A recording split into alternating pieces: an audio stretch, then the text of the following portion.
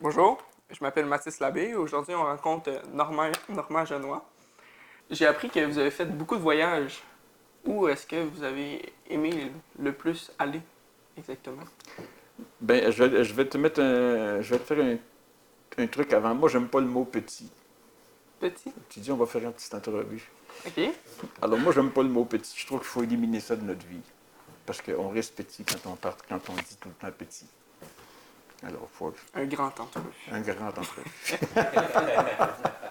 Ben, en fait, moi, j'ai décidé de voyager, j'avais 30 ans. Parce que quand j'étais plus jeune, on voyageait pas beaucoup quand on était jeune. C'était pas encore je vais dire à la mode, là, mais c'est peut-être pas le bon mot, mais en tout cas, c'était pas la mode de voyager à l'époque, beaucoup. Alors, moi, j'ai commencé à voyager à 30 ans, puis ça n'a pas dérougi après. Je suis reparti toutes les années pendant 40 ans au moins. Puis il y a des fois, je suis reparti 2 fois. J'ai travaillé en Suisse, j'ai travaillé dans les centres de ski en Suisse 2 hivers.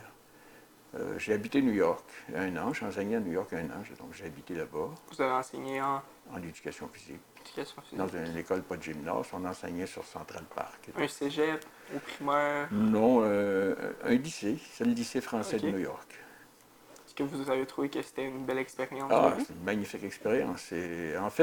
En fait, c'est que je travaillais pour un poste qui était pour la francisation au niveau international, mais ce poste-là n'a pas été reconduit l'année d'après, parce que je serais retourné encore facilement 1 an. Puis donc j'ai fait ça. J'ai beaucoup été à Paris, j'ai beaucoup été en France, en Belgique, en Suisse. Ça a été mes pays préférés. Puis à un moment donné, j'ai décidé que je prenais le côté de l'Amérique centrale. Donc j'ai appris l'espagnol. Et puis, en fait, j'avais une blonde qui était espagnole, qui était nicaraguayenne, qui est décédée maintenant. Et puis, donc j'ai beaucoup été au Nicaragua. On y allait presque à tous les années, ou en tout cas une fois tous les 2 ans, mettons, on allait au Nicaragua. Et puis, j'ai beaucoup été au Mexique après. Moi, je trouve que le Mexique est un des plus beaux pays du monde et tout le monde dit au Mexique, on a peur, on n'y va pas parce qu'on a peur. Mais dans n'importe quel pays du monde, il y a beaucoup de choses dangereuses. Bon, au Mexique, on va où c'est pas dangereux. Puis il n'y a pas de problème. Alors c'est ça. Mais j'ai été beaucoup au Mexique parce que je trouve que c'est une belle civilisation. Je trouve Est-ce que vous êtes allé là-bas travailler ou vraiment non, juste pour non, le plaisir j'allais d'aller au juste en Mexique? voyage, oui, oui. Mais moi, j'avais pris l'habitude dans ma vie de quand je partais pour au moins un mois. Parce que je trouve que sinon, tu n'as pas le temps de faire grand-chose. Fait que, en bougeant beaucoup comme ça, j'ai pas eu d'enfant. Je suis resté longtemps célibataire. Et puis après, j'ai voyagé avec mes blondes. Est-ce que vous regrettez de ne pas avoir eu d'enfant? Hmm? Est-ce que tu regrettes de ne pas avoir eu d'enfant ou Ben, je regrette pas, mais j'aimerais avoir des enfants quand même. Je regrette pas parce que ce qui est fait est fait? parce que j'ai vécu d'autres choses. Si j'avais rien vécu, je regretterais. J'ai vécu d'autres choses, j'ai vécu des choses intéressantes moi, je trouve que j'ai eu une des plus belles vies qu'on peut donner à quelqu'un. J'ai eu des bons parents, j'ai eu une bonne famille, j'ai encore mes frères, ma soeur sont encore mes amis. Euh, je trouve que la vie m'a beaucoup donné. J'essaie de redonner moi aussi, là, mais la vie m'a beaucoup donné. Il faut s'en rendre compte, il faut remercier, il faut rendre grâce tous les jours. Vous avez un frère qui parle justement aussi espagnol. Vous nous disiez Mieux tout à que moi, l'heure parle que mieux que moi. vous nous disiez tout à l'heure que vous étiez allé en Espagne. C'est ça? Espagne? Je suis allé au Mexique, je suis allé au Au Nicaragua, je suis allé en Mexique. Espagne Ouais. aussi. Oui, oui, je suis allé en Espagne Est-ce que, quelques fois, est-ce oui. que vous avez déjà fait un voyage avec lui? Non, jamais. Oh oui, je suis allé avec lui, oui, oui. On est allé suivre des cours d'espagnol ensemble au Mexique. Tu nous disais que tu étais chanceux de ton enfance, puis de tes parents qui j'ai l'impression, t'ont donné beaucoup d'amour.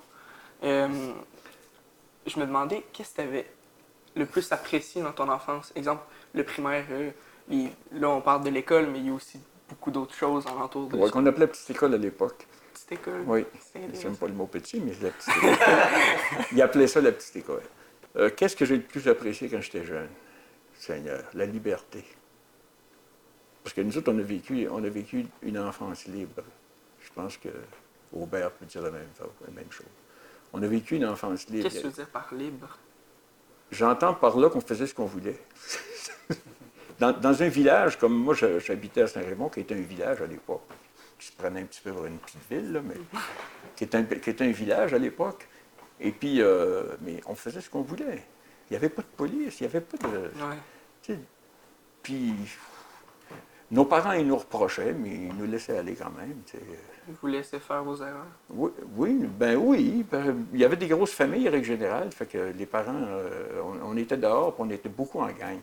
On vivait beaucoup en gang. Hein. On était des gangs de 10, 15, 20 en même temps. Là, tu sais. Puis on vivait en gang. On était toujours, quand on sortait, on s'en allait tout de suite avec la gang. On jouait dans la rue, on jouait à balle, on jouait à n'importe quoi. Mais il y a une liberté qu'on ne retrouve plus maintenant. Si on faisait ce qu'on faisait quand on était jeune, on se ferait arrêter. Si vous faisiez ce qu'on faisait, vous vous faites arrêter tout de suite.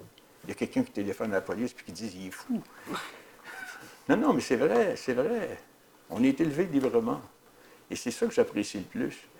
Non, mais juste bâtir une cabane dans un arbre, à moins que ce soit chez vous, on se faisait des forts dans le bois il y avait des terrains qui appartenaient à un monsieur Langevin, là, et on se faisait des forts comme des Indiens dans les forts, dans la forêt chez M. Langevin, et puis nous laissait faire.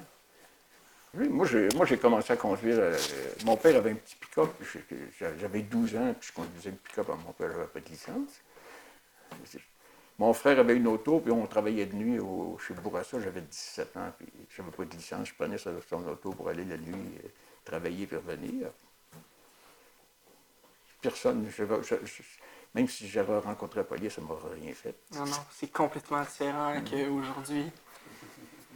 Non, mais ça se comprend que ce soit comme ça aujourd'hui aussi. Il y avait moins de véhicules que maintenant. Puis, il y a toutes sortes de choses qui étaient différentes. On n'est pas...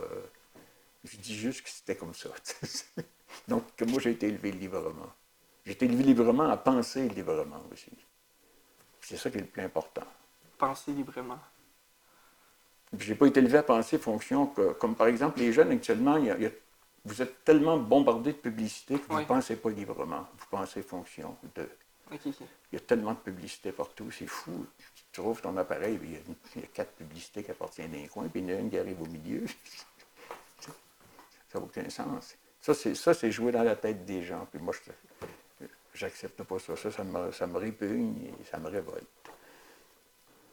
Bon, moi, ma famille, tantôt tu dis, tu as eu particulièrement d'amour.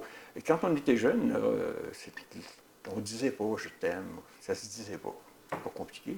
Fait que mes parents, ils m'ont jamais dit beaucoup « je t'aime », mais ils m'aimaient à leur façon de faire, leur façon de vivre, leur façon de nous donner la vie, de nous apporter tout ce qu'on avait besoin. Parce qu'en fait, nous autres, nos parents, ils font partie d'une génération qui se sont sacrifiés pour nous autres. Puis à peu près toute notre génération, nos parents se sont sacrifiés pour nous autres. Nos mères ne travaillaient pas sauf pour nous donner tout ce qu'on avait besoin. Nos pères, ils donnaient tout leur salaire à la maison. Mon père, il donnait tout son salaire à la maison, il se gardait 2 piastres la semaine. Mais,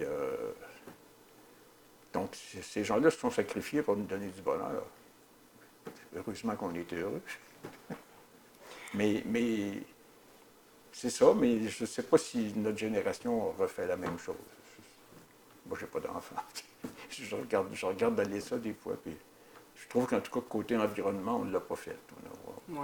On n'a pas fait ce qu'il fallait par rapport pour les générations qui s'en viennent. Tu trouves que vous n'êtes pas assez impliqué globalement dans ça? Non, bien, en fait, ce que je trouve, c'est que je vis dans une génération d'inconscients. Donc, les gens se font croire qu'ils sont conscients, toutes sortes, mais ils sont inconscients. C'est tout ce que j'ai à dire là-dessus. J'ai l'impression que tu as eu un parcours particulier dans ton travail. Par exemple, tu t'es beaucoup promené pour... tu as été professeur. Oui, particulièrement professeur. Tu as travaillé justement ici à l'école Louis Jobin. Oui. Tu travaillais en tant que professeur d'éducation physique, c'est ça? Je travaillais comme professeur d'éducation physique. On travaillait... oui, on avait une belle équipe. Moi, en fait, j'ai aimé mon travail jusqu'au dernier jour où j'ai travaillé. Puis en fait, j'ai pris ma retraite parce qu'un professeur d'éducation physique, quand c'est vieilli, ça a mal partout. Ça manque beaucoup de jours, ça manque des semaines. Alors, j'étais rendu là maintenant, j'avais mal partout. J'étais obligé de prendre plus souvent congé que je travaillais, fait que j'ai pris ma retraite. Est-ce que tu as apprécié les moments passés là-bas? Le moment, Les moments passés en tant que toujours, toujours. professeur? Chaque jour, chaque jour. Moi, je suis toujours rentré à l'école, et ça, les profs avec qui je travaillais pourront te le confirmer. Je suis toujours rentré à l'école en me disant, de bonne humeur, en me disant, aujourd'hui, je travaille pour ceux qui ont besoin de moi. Ceux qui n'ont pas besoin de moi, là, les bols et les brillants, là, ils n'ont pas besoin de nous autres. Ils sont capables de faire leur chemin. Mais les autres, là, qui ont besoin de nous autres, les autres on travaille pour eux autres, on arrive là pour eux autres. Je ne dis pas que c'est mieux que maintenant, parce que je ne connais pas maintenant. Mais on a eu une époque, en tout cas, qui était pour moi, c'était une belle époque, l'enseignement, parce que on créait des choses, on créait tout, en fait. Et, surtout en éducation physique, il n'y avait rien avant. Moi, je suis arrivé dans les premières générations qui commençaient à enseigner en éducation physique. Fait qu'on créait les programmes, on faisait tout ça. Quelle sorte de programme? Tout ce qu'on fait en classe, on le créait nous autres mêmes, les éducatifs, les façons d'enseigner. Ok. Oui, oui. On le créait pas tout seul, on le créait en groupe. Mais on le créait quand même, on le faisait. Puis, ce qui fait que c'est emballant dans ce temps-là, c'est le fun. Oh oui. C'est positif. Puis on avait des beaux résultats, sauf qu'on avait des bons résultats. Puis en fait, on a parti tout le sport qui est à Saint-Raymond. C'est nous qui l'avons parti finalement. Vous avez créé l'équipe de football avec Mario Leclerc. Ben, quand les équipes de football ont été créées, c'était Claude Renaud, Mario Leclerc et quelques autres là, qui se sont réunis avec des parents pour dire on part un programme de football. Mais en fait, moi, j'ai été impliqué dans le programme de football comme coach. Donc, ils m'ont demandé si je voulais être coach avec un bonhomme, j'ai perdu son nom de famille, son premier nom, Sainte-Marie, qui venait de Saint-Marc-des-Carrières, qui avait joué du football à Trois-Rivières. Moi, j'avais joué du football quand j'étais jeune à Québec. Et puis, j'ai toujours aimé le football. Alors, Vous avez coaché pendant plusieurs années l'équipe? 12 ans. 12 J'ai ans? coaché. Oui, en fait, au début, il n'y avait que du juvénile. Moi, j'étais coach d'offensive. Et puis après, il a commencé à avoir. Quand le cadet est sorti, là, c'est moi qui me suis occupé du cadet. Donc, je me suis occupé plus longtemps du cadet que du juvénile. Est-ce que c'est un sport que vous avez pratiqué dans votre jeunesse? Oui, c'est un sport que j'ai pratiqué dans ma jeunesse. Oui. Est-ce que c'est pour ça que ça vous a un peu poussé à être professeur d'éducation physique, Ben, en fait, j'ai fait beaucoup d'autres sports quand j'étais jeune, là. par exemple? Du hockey, comme tous les Québécois. J'ai fait de l'athlétisme. Je m'entraînais beaucoup. Je faisais de l'athlétisme, de la course, du sprint, saut en longueur, ces trucs-là. J'ai tout fait ça. Et de la gymnastique. Gymnastique sur appareil, ça aussi, maintenant, c'est rare. On ne fait plus ça maintenant. La gymnastique. De la gymnastique sur les appareils, là, bord fixe, bord parallèle, comme on voit aux Olympiques. Mais avant ça, il y avait ça dans toutes les écoles. Moi, quand j'étais enseignant à Saint-Raymond, on enseignait de la gymnastique. Au primaire, on l'a eu pendant un petit bout, mais pas Non, bien c'est ça. longtemps. Mais ça, c'était une époque où on était plus libre que maintenant. Puis si la gymnastique est disparue, c'est qu'il s'est mis à avoir des plaintes parce que les professeurs touchaient les élèves. Parce que pour aider quelqu'un sur un appareil, il faut que tu le touches. Alors là, il s'est mis à avoir toutes sortes de trucs, des parents qui poursuivaient. Alors, on a sorti les appareils. Ça devenait trop compliqué. Ça a commencé à Montréal, on a sorti tous les appareils. Tu nous parlais de poésie tout à l'heure, puis je me demandais comment c'est arrivé dans ta vie, sur la poésie. Est-ce que c'est toi qui es allé la chercher ou c'est vraiment apparu un peu du jour au lendemain? Ah, je ne sais pas. Honnêtement, je ne le sais pas. Je pense que c'est un peu des deux. On va chercher, puis il y a des choses qui apparaissent dans. En fait, moi quand mes images de poésie, je me rappelle. Quand je fais de la poésie, je me rappelle que je marchais dans le bois avec mon père. Puis que la poésie est venue quand je marchais dans le bois avec mon père. Très souvent, je parle de marcher dans le bois dans ma poésie. Ça m'arrive régulièrement. Mais j'ai beaucoup été dans la forêt avec mon père. Mon père marchait des coupes de bois. Alors, j'ai beaucoup été avec mon père dans le bois, des journées complètes à marcher dans le bois. Puis j'étais enfant, grand comme ça. Et puis, mon père s'arrêtait pour un coucher de soleil. Il s'arrêtait pour boire au ruisseau. toutes ces choses-là. Mon père aimait beaucoup. Il trouvait ça tout très beau dans la forêt. Alors, je pense que ça m'a incité beaucoup. Mais je pense que la poésie est venue de là. C'est venu aussi du fait que moi, j'ai étudié au Petit Séminaire de Québec, puis il y avait beaucoup de Français au Petit Séminaire de Québec. Et puis on nous enseignait les poètes. Alors, j'ai commencé à trouver des poèmes beaux, puis à les relire, puis à dire, bon, mais je peux faire pareil. Mais en réalité, après ça, j'ai enseigné. J'écrivais tout le temps pour moi, tout seul chez nous. J'enseignais. Puis quand j'ai fini d'enseigner, j'ai commencé. Là, je me suis dit, bon, mais là, je vais me faire une deuxième carrière moins importante, mais en poésie.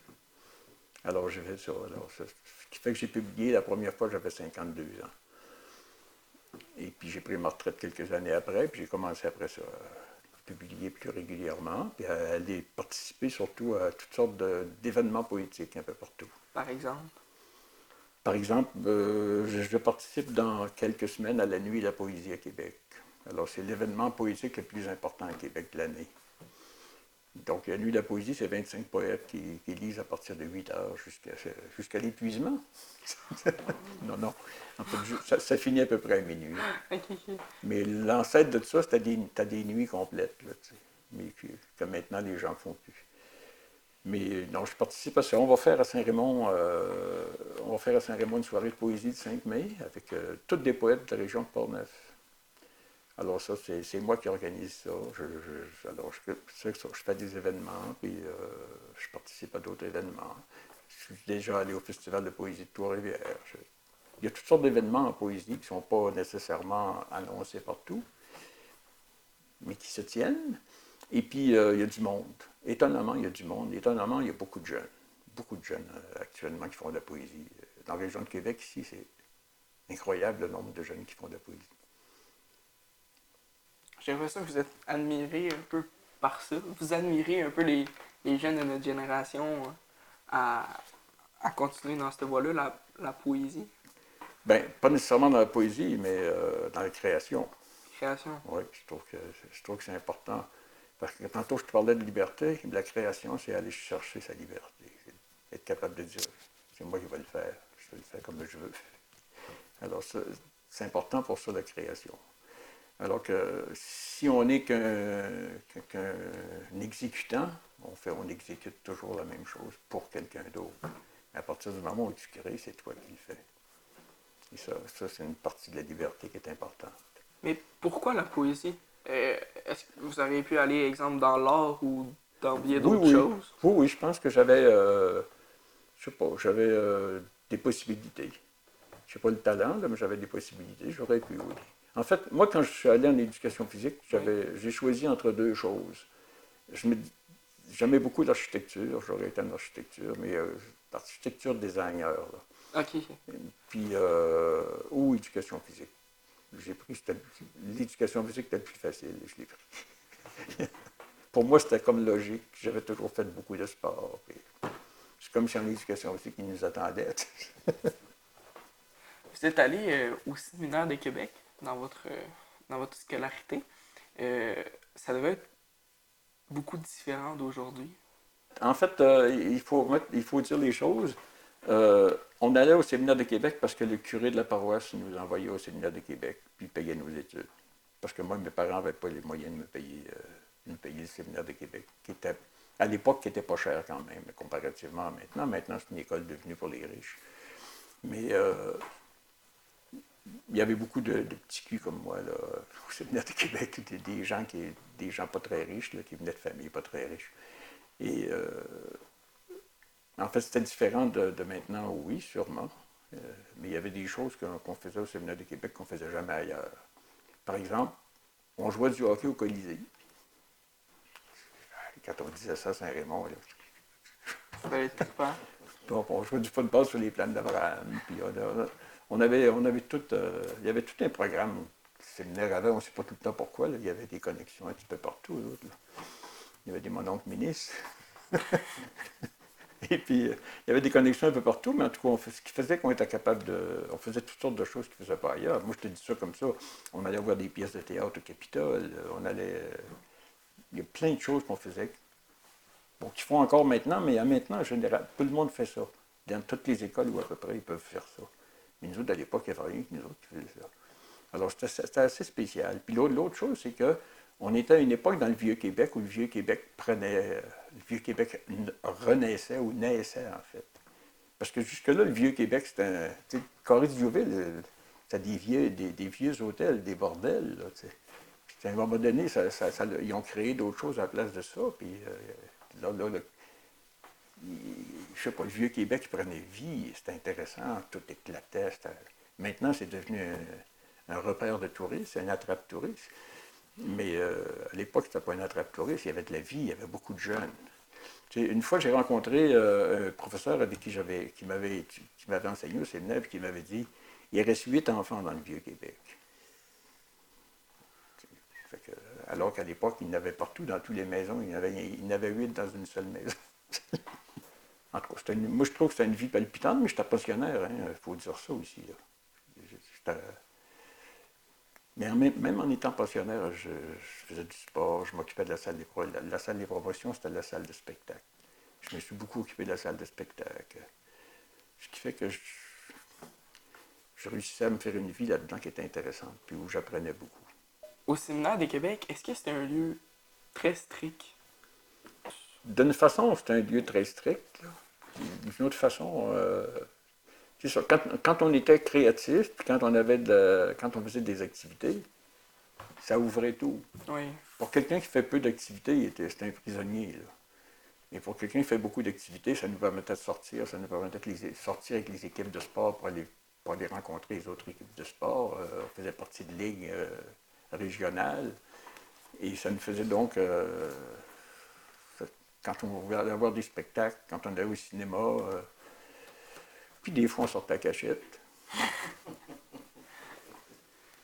Alors, surtout pour aller au cinéma, il fallait sortir à cachette parce qu'il n'aimait pas qu'on aille voir certains films. Là, ouais. Qui n'étaient pas des films porno ni effrayants, là. Des films ordinaires. Vous avez été choisi pour aller au séminaire de Québec. En fait, parce que je suis bon en classe. Mais principalement pour ça? Principalement, c'est des programmes plus relevés que. Donc, ils prenaient les premiers de classe. Règle générale, le premier, deuxième, troisième, pour la moyenne de l'année. Là. Puis, vous avez 2 frères et une sœur, c'est ça? J'ai 5 frères et une sœur. 5 frères et une sœur. Est-ce qu'ils sont tous allés au séminaire de Québec? Non. Non, mais il y en a. On est 3 qui sommes allés, puis il y a seulement moi qui ai fini au complet mon cours classique. Puis, c'est quoi exactement que ça impliquait le cours classique, comme tu dis? Le cours classique, en fait, ils appelaient ça les humanités. Ça veut dire qu'on faisait du latin, du grec. Oh. Et en fait, c'est la base de notre langage. Et donc, on faisait du latin, du grec, du français, de l'histoire, beaucoup d'histoire. Et puis, un peu de sciences. Très peu, on faisait juste un petit peu de sciences comme ça, un peu d'anglais. Mais le programme était principalement axé sur grec, latin, français. Est-ce que vous avez apprécié d'aller à cet endroit-là particulièrement ou vous auriez choisi... En fait, non, mais j'ai apprécié particulièrement, oui, parce qu'on allait à l'école dans la plus vieille école d'Amérique du Nord. En fait, c'est la plus vieille école d'Amérique du Nord. Donc, on était entre les murs de la plus vieille école d'Amérique du Nord. Et on était entre les murs de l'endroit où la première maison à Québec avait été construite. Tu es impliqué au sein de la maison Plamondon. Qu'est-ce que ça implique?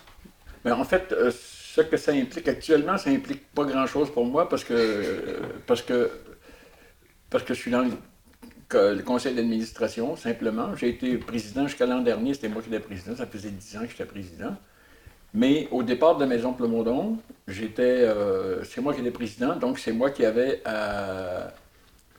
fait défendre le projet principalement. Donc, c'est moi qui allais au ministère pour demander des subventions. Donc, j'ai fait ça avec le maire. On faisait ça avec le maire de Saint-Raymond, il était Daniel Dion à l'époque. Et Daniel est toujours venu avec moi au ministère. Donc, on a dû monter un projet. On a fait un cahier de projet et rencontrer les députés. leur vanter ça, puis leur dire, vous travaillez là-dessus, c'est promis. Et puis, les députés l'ont fait. On a transformé Maison Plamondon, qui était une maison qui était